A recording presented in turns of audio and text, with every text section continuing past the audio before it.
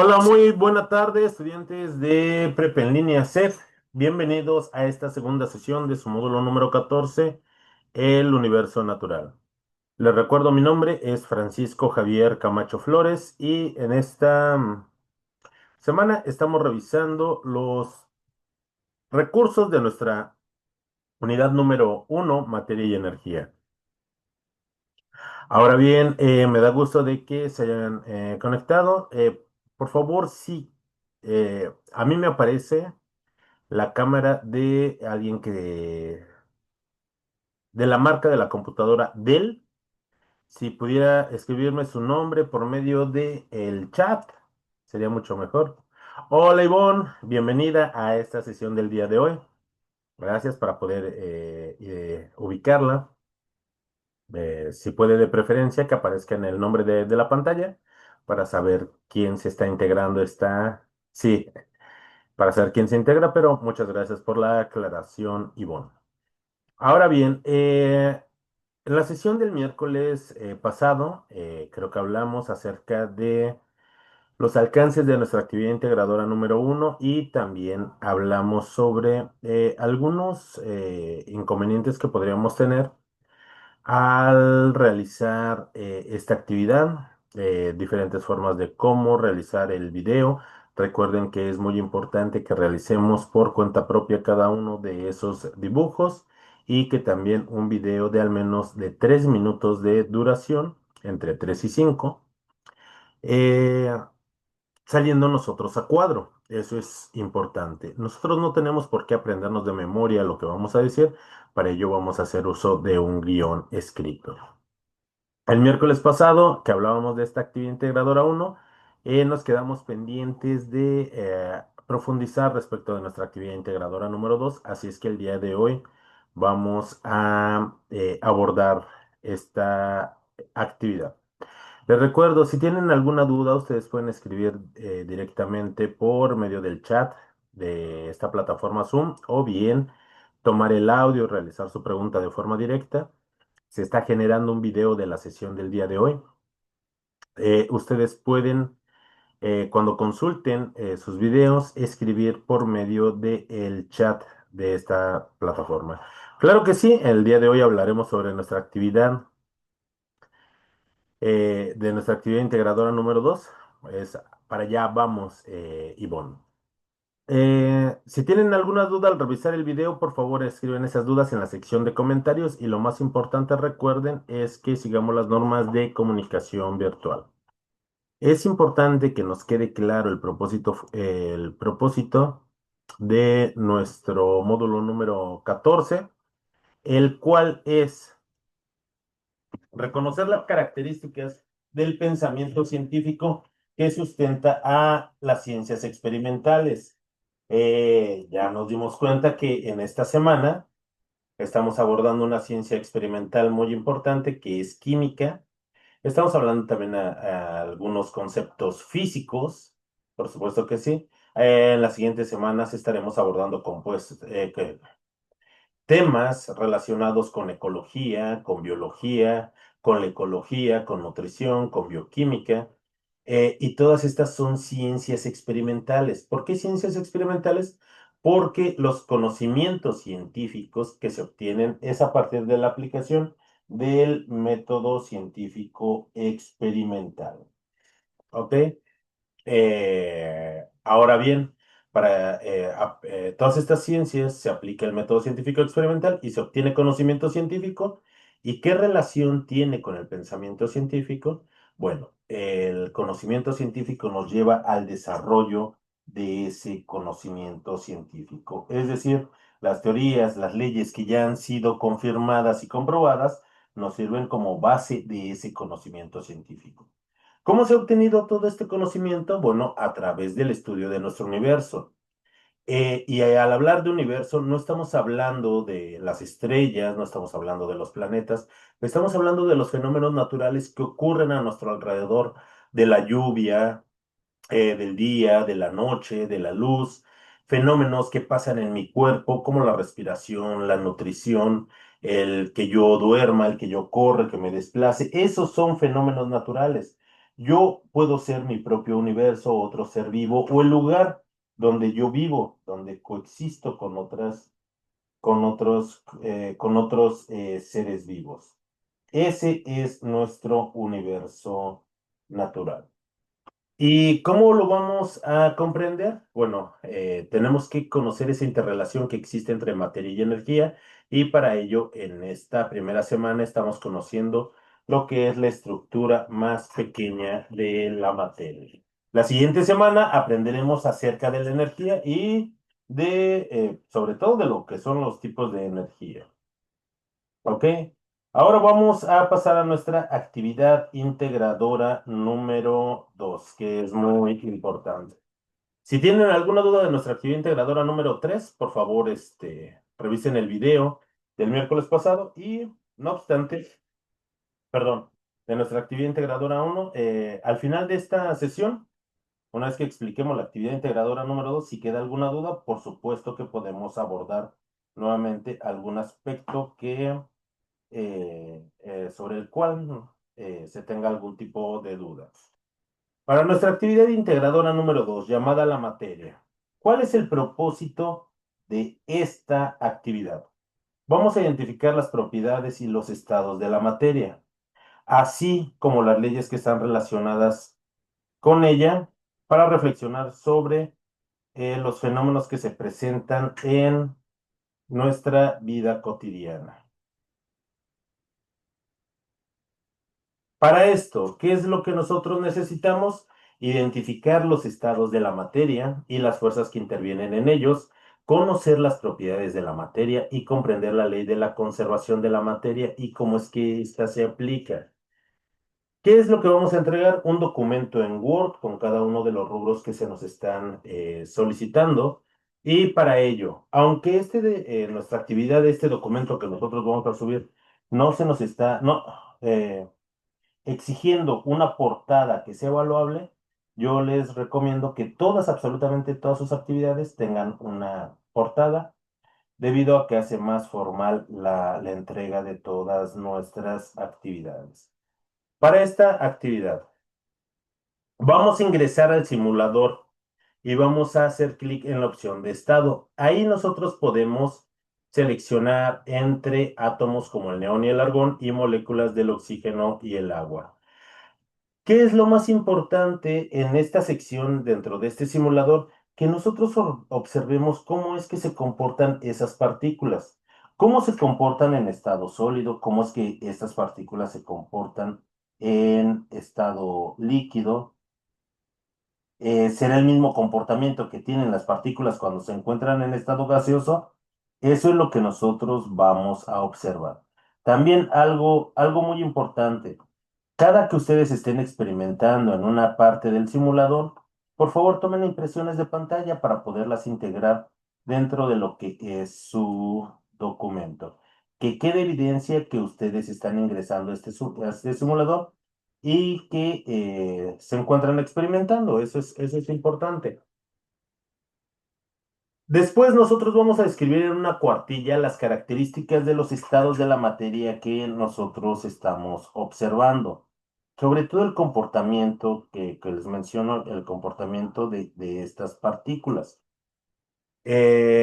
Ahora bien, aquí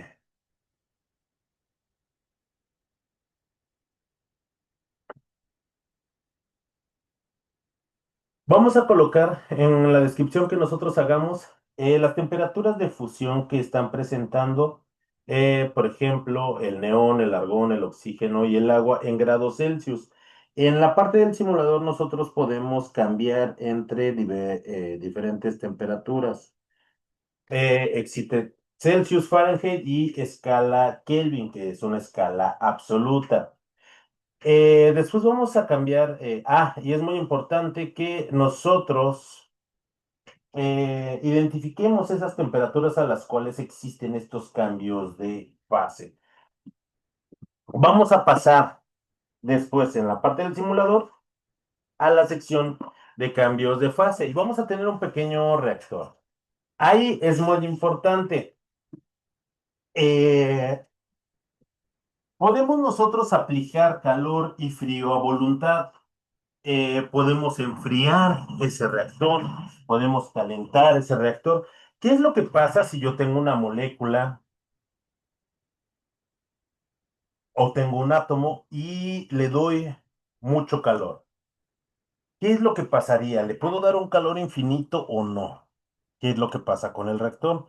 Si yo enfrío esas partículas, ¿qué es lo que pasa? ¿Seguirán brincando? ¿Se seguirán moviendo? Si es que yo les pongo todo el frío posible. ¿Qué es lo que pasaría si yo aumento la presión del sistema? ¿Cómo lo puedo hacer? Pues agregando más partículas. Para eso yo tengo una bomba de aire. Moviendo hacia arriba y hacia abajo puedo agregar más moléculas. Esto va a aumentar la presión dentro del recipiente. O puedo apretar moviendo el dedo hacia abajo la tapa de este recipiente y ver qué es lo que pasa. Pasará lo mismo cuando se encuentra a baja temperatura que cuando se encuentra a una alta temperatura. En la sección por favor, como les mencionaba, tomen diferentes capturas de pantalla. Vamos a colocar las definiciones que se nos están solicitando de propiedades físicas de la materia y propiedades químicas. El volumen, vamos a colocar su definición en el peso, la conductividad térmica o el olor. Nosotros también vamos a colocar lo que es la definición de estas.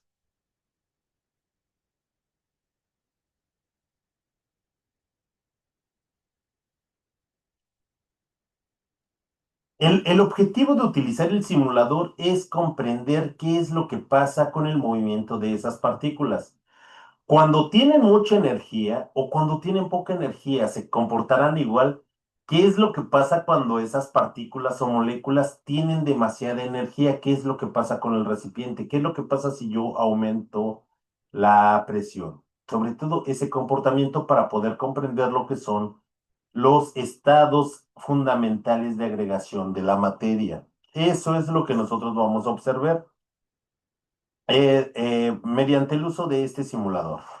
Continuando, también es importante que nosotros describamos tanto las características químicas que se nos están solicitando, colocar las definiciones de qué, de lo que es alcalinidad, de lo que es oxidación, de lo que es efervescencia, de lo que es estabilidad química. Después, en un párrafo, nosotros vamos a redactar cómo es que se observan en el simulador las propiedades de la materia, justificando esa respuesta. Vamos también a balancear la siguiente ecuación por medio del método del tanteo. ¿Qué ecuación es? Es KOH, que es hidróxido de potasio, más H3PO4, que es ácido fosfórico, y se va a convertir en fosfato de potasio, K3PO4, más agua, que es H2O. ¿Cómo vamos a comprobarlo? También por medio de la suma de las masas molares. ¿Y esto para qué? Para poner en evidencia la primera ley de la conservación de la materia, la cual nos dice la materia no se crea ni se destruye, tan solo se transforma.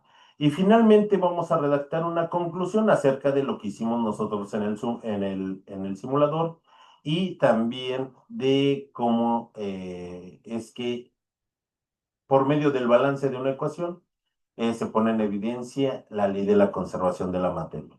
Una vez que nosotros terminemos esta actividad, la vamos a guardar con la siguiente nomenclatura. Nuestros apellidos, guión bajo, nuestros nombres y la clave de esta actividad, que es M14S1AI2. Así es como nosotros vamos a guardar nuestro archivo para subirlo a la plataforma. Vamos a hablar acerca de lo que son los estados de agregación de la materia. Existen diferentes estados de agregación, eso es muy cierto, pero solamente existen tres estados de agregación fundamentales. Es el estado sólido, el estado líquido y el estado gaseoso. Así es como se pueden encontrar diferentes sustancias en lo que es nuestro planeta. ¿Existen más estados de agregación? Por supuesto que sí, como lo es el plasma, como son los líquidos de Fermi y los condensados Einstein-Bose. ¿Nos interesan todos los estados de la materia? No. Únicamente nos interesan los estados de agregación fundamentales, sólido, líquido y gaseoso. ¿Cómo serán o cómo será el comportamiento de esas partículas o de cualquier sustancia en estado sólido? En estado sólido, las partículas que componen una sustancia tienen una muy limitada libertad de movimiento. De hecho, no se pueden trasladar de un lugar a otro lo que son las moléculas. Pero sí pueden vibrar o sí pueden rotar, pero no pueden trasladarse de un lugar a otro. Están limitadas en cuanto a su movimiento. Los sólidos también tienen características, ya que tienen una forma fija y tienen un volumen fijo. Este no va a cambiar. Las partículas que componen a cualquier sustancia en estado sólido están muy cercanas unas de otras. De hecho, es también lo que impide mucho el movimiento. Y algo importante de los sólidos es que no se pueden comprimir. El estado de agregación de la materia, lo que le llamamos gases, los gases son muy contrarios a lo que es el estado sólido. Los gases tienen muchísima energía, tanto que la distancia entre las moléculas o los átomos que componen a una sustancia en estado gaseoso están muy lejos unas de otras. También algo característico es que los gases no poseen un volumen fijo y tampoco poseen una forma fija. De hecho, van a adoptar la forma del recipiente en el cual están contenidos. Las partículas en estado gaseoso tienen muchísima libertad, pueden rotar, pueden desplazarse, pueden colisionar con otras. Así es como se comportan los gases. ¿Y qué pasa con el estado líquido? El estado líquido eh, es un estado intermedio entre lo que es el líquido y el gas. Muchos autores lo consideran así. Tiene características tanto de sólidos, así como también tiene características de gases.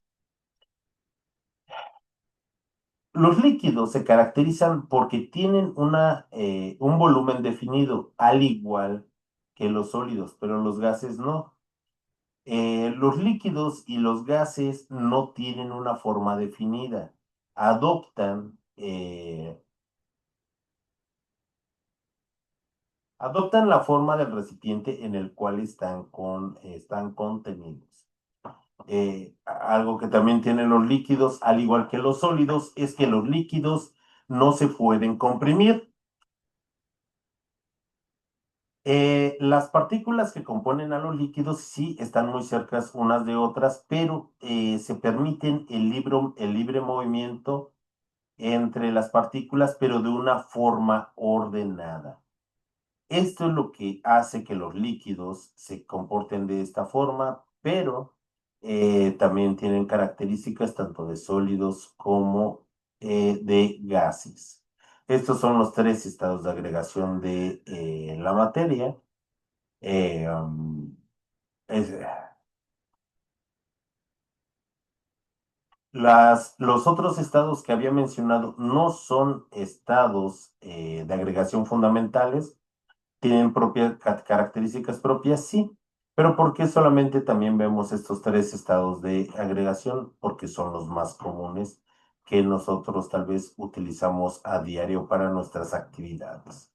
Esos son los tres estados de la materia. En el simulador, nosotros vamos a identificar diferentes temperaturas, vamos a identificar el las temperaturas tanto de fusión como las de ebullición y vamos sobre todo a ver el comportamiento de estas partículas. La materia tiene muchas características o propiedades. De hecho, hay sustancias que tienen muchas características y hay otras sustancias que no lo tienen tanto. En fin, hay sustancias que tienen características muy diversas y hay diferentes sustancias que comparten las mismas características. En fin, todas estas características o propiedades de la materia las podemos clasificar, por ejemplo, como propiedades físicas, lo que es una longitud, una altura, un grosor. Eh, Podríamos nosotros utilizar este tipo de descripción para conocer mejor las propiedades de la materia. Existen propiedades físicas que la mayor parte de las sustancias también las tienen, como lo es eh, una longitud, como lo es una altura, como lo es el peso, como lo es la maleabilidad o la ductibilidad. También hay otro tipo de características que son más específicas. Por ejemplo, características químicas. La toxicidad, la presión de vapor, el calor específico, son propiedades específicas que tiene cada una de estas sustancias. Entre todo un cúmulo de características, por ejemplo, hay sustancias que incluso pueden tener características organolépticas. Quiere decir que nosotros las evaluamos por medio de nuestra vista, como lo es el color, como es el brillo. Esto hace muy importante a esas características y por eso también las podemos englobar y clasificar de esta otra forma. Podemos clasificarla como propiedades extensivas y también como propiedades intensivas. ¿Cuál es la principal diferencia? Que las propiedades extensivas,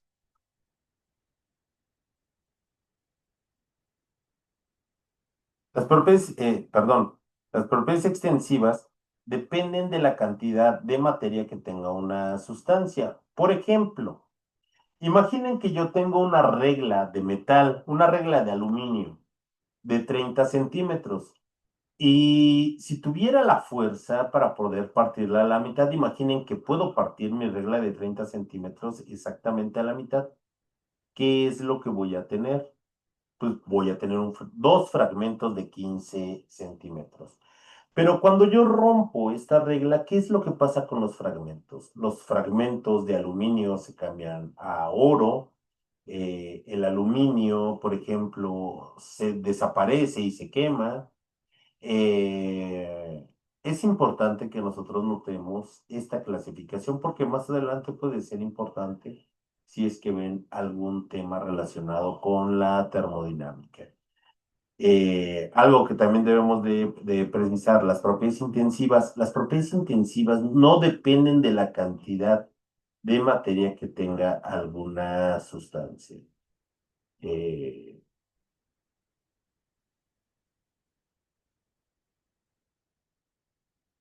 y así de esta forma nosotros podemos clasificarlas. Vamos a regresar al ejemplo de la regla.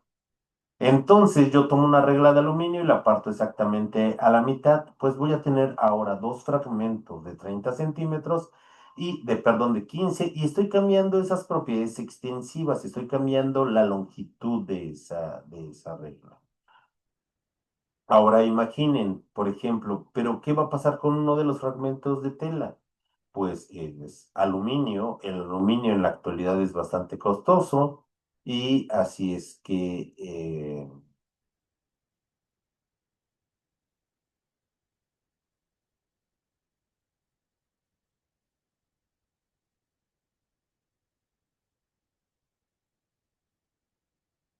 seguido de esto, recuerden que toda nuestra materia se rige por una ley muy importante que se llama la ley de la conservación de la materia, la cual nos dice que la materia no se crea ni se destruye, que tan solo se transforma.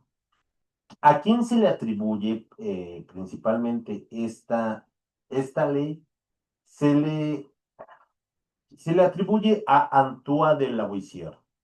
No obstante, otro químico ruso llamado Dmitri Mendeleev, él también llegó a las mismas conclusiones para poder realizar de forma gráfica algo que es.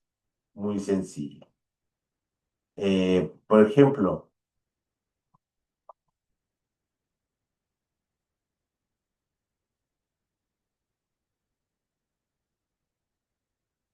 la ley de la conservación de la materia rige lo que son las reacciones químicas. Tratando de recordar qué es una reacción química, es un proceso en el cual una sustancia llamada reactivo se la convierte en otras diferentes llamada producto.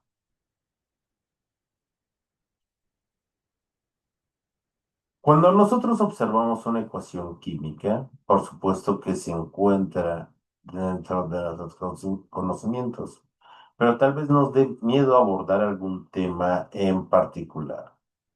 Bueno, ustedes observen la cantidad de átomos que contiene una molécula, por ejemplo, lo que es el metano en presencia de oxígeno,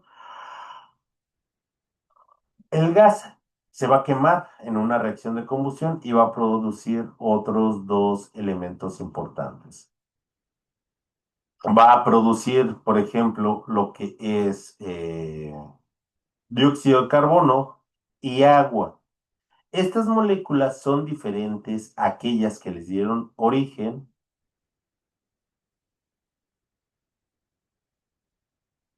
No, o sí. Lo que va a ocurrir es que las moléculas cambian. ¿Por qué? Porque ocurre una reacción química y una reacción química ocurre el cambio de lo que es un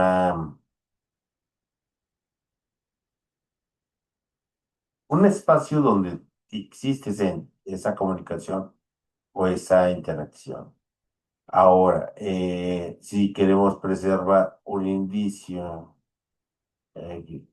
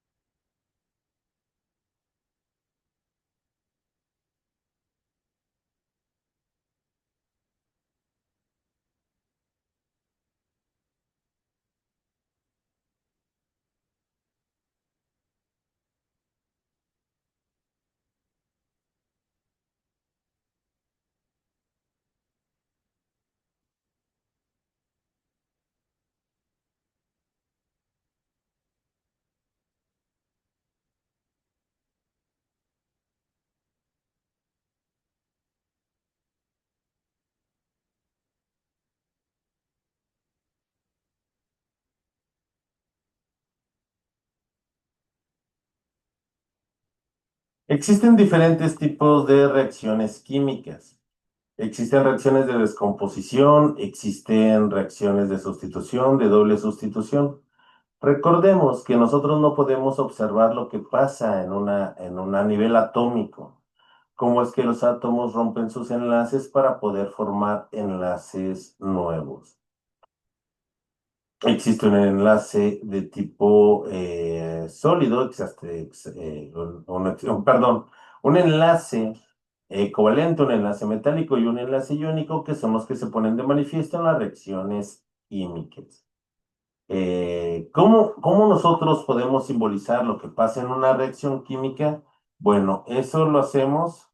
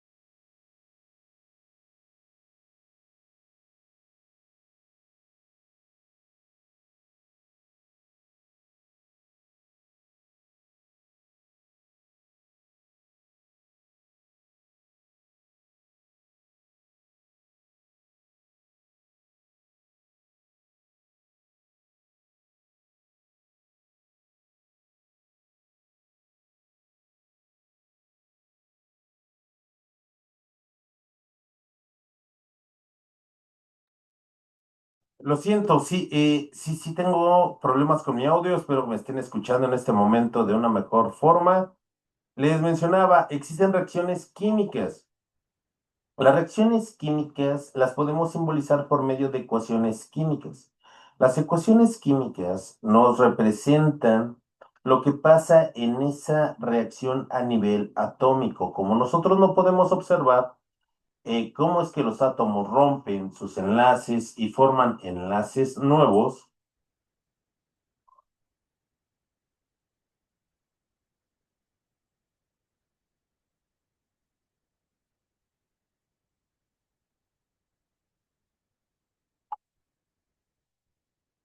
perdón. Entonces, hacemos uso de estas ecuaciones químicas para poder ejemplificar lo que pasa en esta reacción química. Recuerden, se tiene que cumplir con la ley de la conservación de la materia que nos dice, la materia no se crea ni se destruye, tan solo se transforma. Ahora, nosotros no podemos crear ni destruir materia, la podemos transformar por medio de lo que son las reacciones químicas. Si nosotros observamos, por ejemplo, en la figura que está en la diapositiva, el metano más oxígeno en una reacción de combustión se convierte en dióxido de carbono y vapor de agua. Observemos cada representación de esos átomos. Los átomos de oxígeno están representados como esferas de color rojo. El átomo de carbono como una esfera de color gris y los átomos de hidrógeno como esferas en color blanco dentro de lo que es el metano. Si nosotros identificamos o observamos las sustancias, por supuesto que se están formando. Las moléculas al inicio ya no se parecen a las moléculas al final.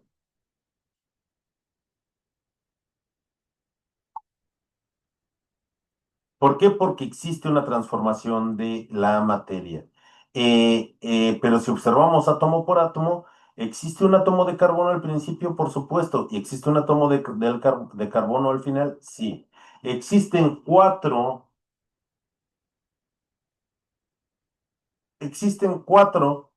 eh, átomos de oxígeno en color rojo, como esas esferas al inicio, las mismas que existen al final.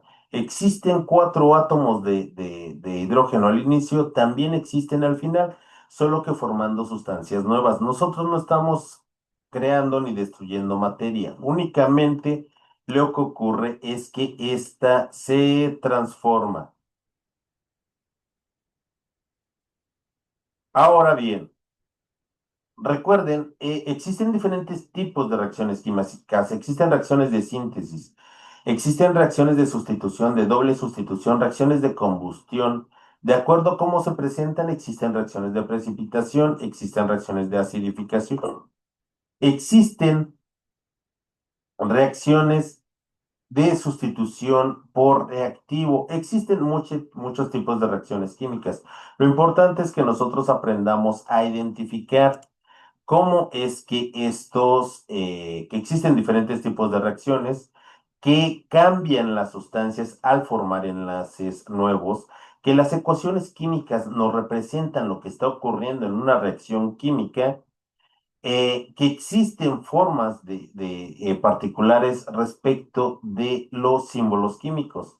Los símbolos químicos se acompañan de números pequeños llamados subíndices y nos indican la cantidad de átomos que tiene esa molécula, particularmente de ese elemento, pero que también existen números grandes a los cuales siempre van a la izquierda del símbolo químico, siempre a la izquierda. Estos nos determinan la cantidad de moléculas que están participando en esa reacción química. Los subíndices son propios de lo que es un símbolo químico, pero los coeficientes o coeficientes estequiométricos, coeficientes de reacción, son, eh, esos yo los puedo colocar a voluntad de acuerdo a las necesidades que tenga de que me satisfaga una reacción química. ¿Ok? Recuerden que tienen que entrar a su simulador. Recuerden que